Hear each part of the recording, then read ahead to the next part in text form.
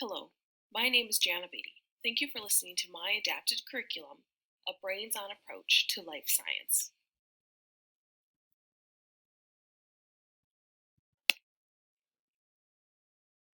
My main goal in education is to allow for all individuals the opportunity to succeed. However, it is understood that not all students learn at the same pace or with the same teaching methods, and I need to be aware of this in order to achieve my overarching goal of student success. In order for me to reach my goal, I implement 4 main methods within my teaching. I believe that all students learn best through options that allow for them to have choice and freedom. I achieve this goal by giving students options and assignments and creating individual objectives. By allowing for students to have freedom, they are naturally actively learning. When students are able to manipulate their material, it allows them the opportunities to critically think. Voice also is a piece in this as well. When students are actively learning, they are also discussing. This discussion allows for students to learn the material in new ways. Once the students have been able to actively learn and develop a voice, they are able to develop a passion and with that, emotions connected with the material. The students are able to start understanding and/or achieving aesthetic development.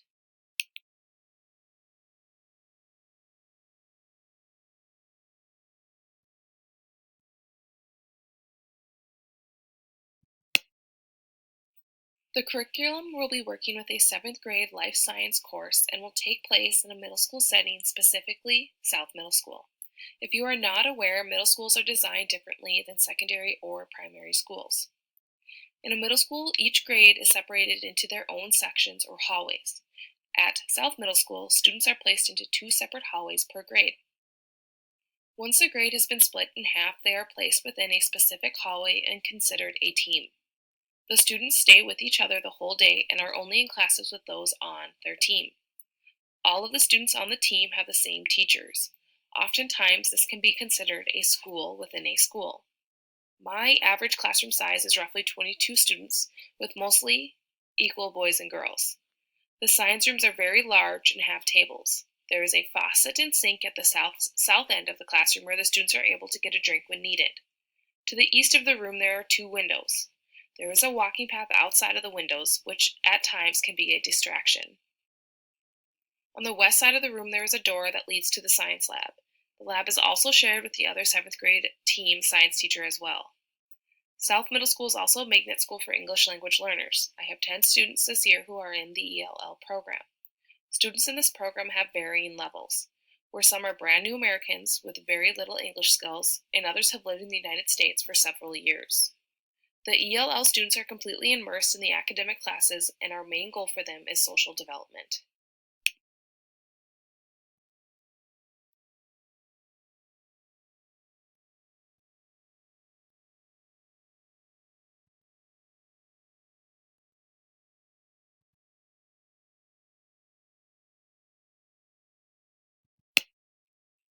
My current curriculum has not adapted to a changing environment. Students work out of individual work packets developed by the book company, and there is very little to no discussion or hands-on activities. The ELL students are not incorporated at all during the lesson, where they do not develop their social skills or learn the material adequately. The students also have no interest in the material. They are not interacting with it, and therefore they are not developing any passions for the curriculum. Therefore, the students do not achieve aesthetic development. The curriculum will be implemented next fall in the 2017-18 school year. This material will be presented to the new 7th grade class and will start off right away with the first unit, Introduction to Life Science. The teacher and staff development will occur between the 7th grade science department at South Middle School and will take place during the PLCs. The PLCs occur once a month for 1 hour. In this hour, the other 7th grade science teacher and I are able to sit down and discuss the material. If needed, we will also meet from 3:30 to 4. There can also be discussions over email or messaging where we can share and work on documents in our own time.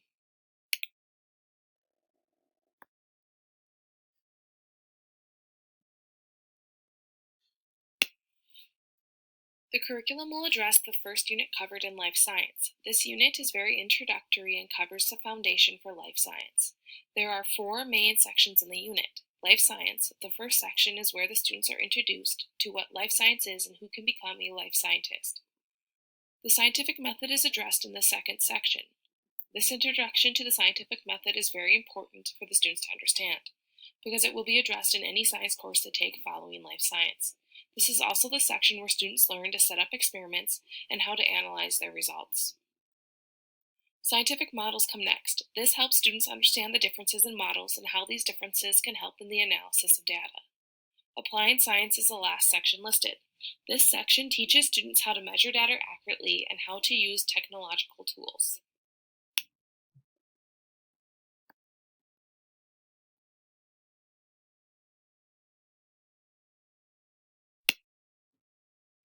If we look closer at the concept map and pull out just one section, I will be addressing a few learning objectives and how I plan to implement them.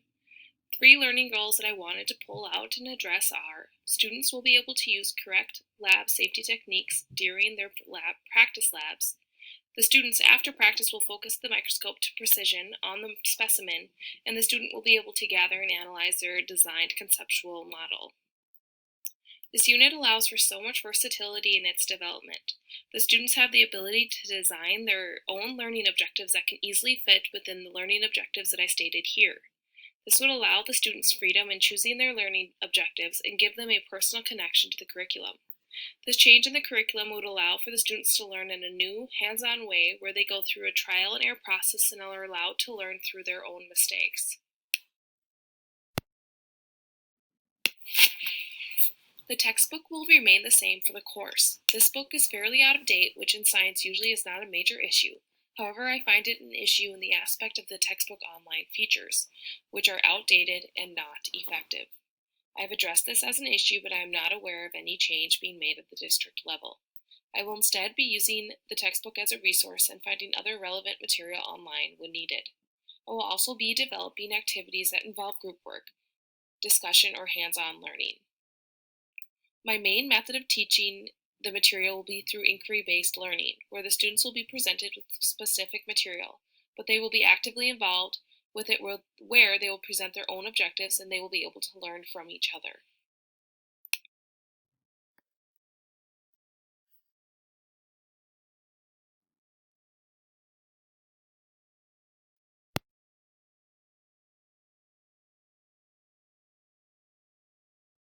There is an old saying, tell me and I forget, show me and I may remember, involve me and I will understand. The last part of this statement is the essence of inquiry-based learning.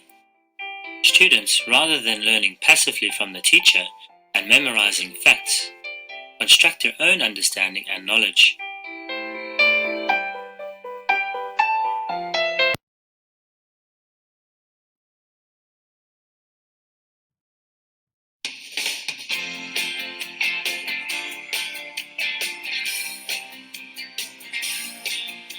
Inquiry-based learning has made our students more responsible in their learning.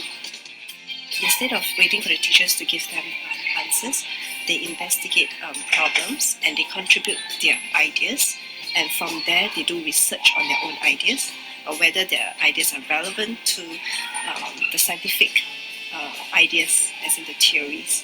And that's when they will realize that scientific theories can be applied to their daily lives. The concept of inquiry-based learning is something that all of us experience throughout our lives.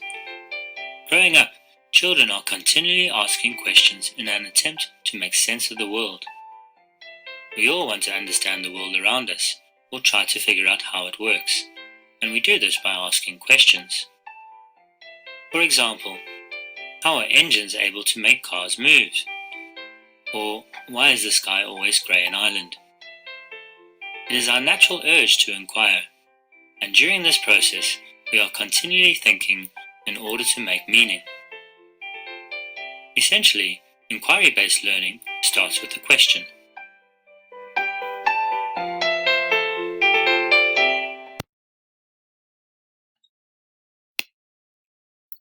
The video that was just shown helps in addressing what inquiry-based learning is and what I plan to achieve in my adapted curriculum. Goals that I plan to reach with this development are problem solving, different levels of group work, and differentiation. I expect there to be more levels of discussion and many more hands-on activities, where students are allowed to manipulate the material. With the addition of group work, discussion, and hands-on activities, students will be allowed to start developing their own critical thinking skills. And lastly, with this much engagement, students are able to emotionally become invested in the material and start gaining aesthetic development.